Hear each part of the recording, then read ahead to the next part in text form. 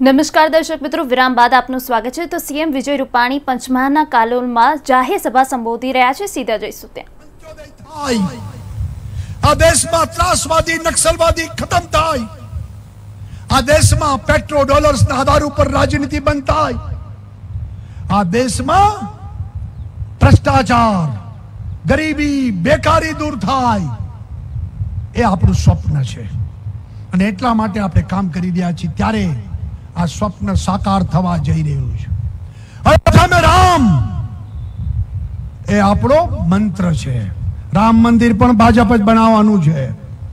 કોંગ્રેસને જેટલા રોડા નાખવા એટલા નાખે, સુપ્રીમ કોર્ટમાં કપિલ સિબ્બલને જે કરવું એ કરે। આવનારા દિવસોમાં સુપ્રીમ કોર્ટમાં યોગ્ય ચુકાદો લાવીને રામ મંદિર આપણે બનાવીશું। આપણું સૂત્ર છે અયોધ્યા મેં રામ, युवानों को काम, हर हाथ को काम, हर खेत को पानी। अयोध्या में राम, युवानों को काम, किसानों को सही दाम।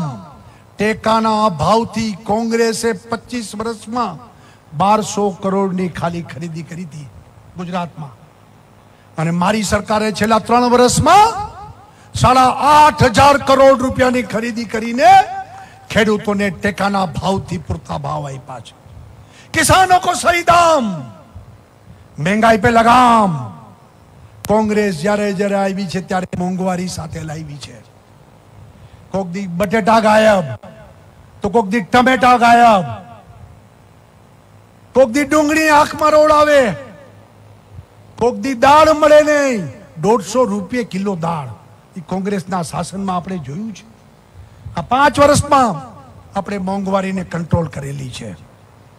अयोध्या में राम, युवानों को काम, किसानों को सही दाम, महंगाई पे लगाम, हटा दो भ्रष्टाचारी बदनाम। आ सूत्र थी આપણે સૌ આગળ વધવા માંગીએ છીએ। ત્યારે આ ભારત માતા વિશ્વ વિજયી બને એ દિવસો દૂર નથી, અને ત્યારે નરેન્દ્રભાઈ પુનઃ વડાપ્રધાન થાય એ દેશની આવશ્યકતા છે। અને ત્યારે આ દેશ હિતના કામ માટે આપણે સૌ बाकी वधेला 15-17 दिवस थकान से हम दूर है, विजय के नशे में हम चूर है। मत रोको पथ हमारा, समय की मांग का हम सिंदूर है। અને એ રીતે કાર્યકર્તા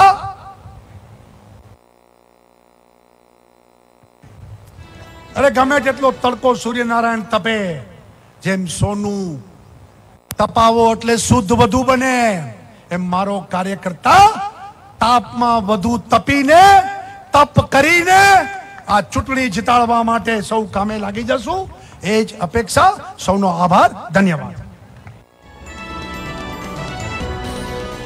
તો સીએમ વિજય રૂપાણીએ પંચમહાલના કાલોલમાં જાહેર સભાને સંબોધિત કરી। એ સિવાય તેમણે એ જણાવ્યું કે મોંઘવારી, બેકારી અને ભ્રષ્ટાચારને ભાજપ સરકાર નાબૂદ કરશે।